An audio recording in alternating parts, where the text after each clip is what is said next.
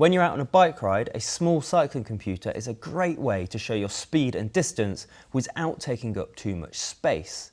But your mobile phone can also do the exact same functionality without any extra cost. It gets more complicated when you want to start tracking your location on your bike rides, because as soon as you add GPS into the mix, cycling computers get a whole lot more expensive. And you'd be quite reasonable to question why you need to spend the extra cash after you've already bought a mobile phone. So, in this video, I'm going to compare a cycling computer to a mobile phone so you can work out exactly which device is best suited to your riding experience. We'll start with the most important consideration, which is of course the price. Now, your smartphone is probably undoubtedly already a hefty chunk of money. They can be some of the most expensive objects that we buy, and you might be quite reasonably reticent to spend any more on a cycling computer when you think the two can do the exact same job. Now, cycling computers of varying prices, not just top-end ones, compare with third-party sensors, including heart rate and cadence, as well as power meters, as long as they communicate via ANT+ or Bluetooth Smart. They then take all of that information and present it in a useful place, such as the head unit. It's more difficult with mobile phones though, with only some apps, such as Wahoo Fitness, actually letting you connect third-party sensors, and others, including Strava, removing that functionality altogether. So our advice to you would be know what type of cycling you're looking to do. If you're already a committed cyclist with additional sensors, then you're probably better off going for a cycling computer. And if you know that's the area you want to be getting into, then the same applies. However, if you're not so fussed about your heart rate, power, or speed and cadence, and would much rather just know about your speed and distance, then you're probably going to be fine with a mobile phone. One of the big differences between phones and cycling computers is their battery life. Now, we've all experienced it. You've owned a mobile phone for exactly a year and its battery life seems to have completely collapsed. And it's no good being halfway through a 50-mile bike ride to have the dreaded 10% battery life sign pop up on the screen. Even if your phone states a 26-hour battery life, like most modern smartphones do, using GPS is going to severely affect it. So as soon as you fire up Google Maps or Strava, you're eating into this valuable lifeline. However, a cycling computer is made with this action in mind, and most top-end cycling computers will state a battery life of well over 15 hours. The Garmin Edge 830 offers 20 hours, the Wahoo Element Roam 17, and the Karoo Hammerhead 15. But the key thing is that all of these units are designed with GPS in mind, so they have optimized the battery life to work with that signal. They're also designed to work well in cold weather and poor weather, whereas a mobile phone's battery life is likely to tank as soon as you take it out in the cold. A cycling computer's will carry on being absolutely fine.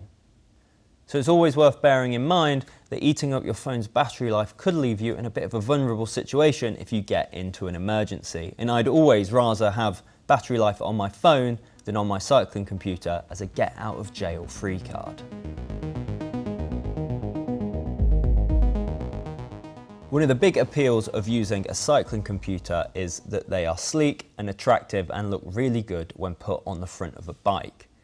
Unfortunately, that's not really the case for a mobile phone, which is quite bulky, big, and is definitely not aerodynamic, which some cycling computers claim to be, such as Wahoo's Element Bolt.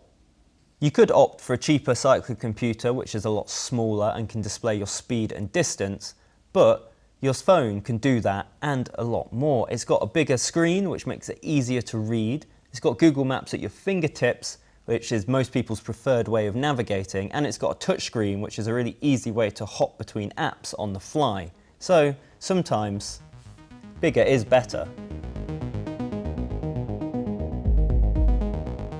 If you're training to push your performance, you want to have as accurate stats as possible. But are you sacrificing that accuracy by using a mobile phone instead of a cycling computer? Well, not necessarily. Mobile phones do have pretty good GPS because they use something called assisted GPS, which is where they use a structure such as a cell tower or a network tower to give it your location. That way they pick up your location quicker and often a bit more accurate straight away than a cycling computer is. However, a cycling computer can access loads of different types of GPS signals, including GPS Galileo, the European satellite, and GPS GLONASS, the Russian satellite. This is really useful because you can actually pick the signal you want on most top-end cycling computers, which means you can tailor the device for what you need. So if you're riding right out in the middle of the sticks on a multi-day adventure, then you might want to save as much battery life as possible and just use standard GPS.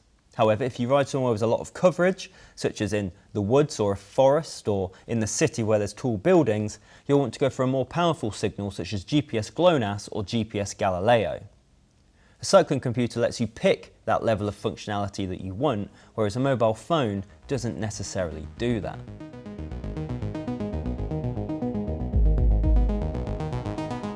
Cycling computers are built to withstand poor conditions. They're water resistant and they don't lose their battery life in the cold.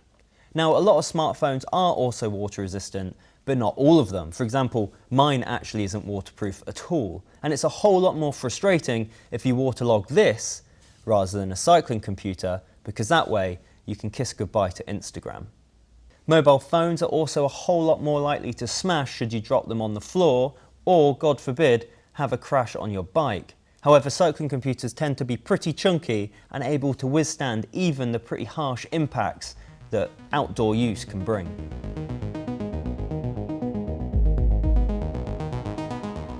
Ultimately, the answer to this question comes down to your use case.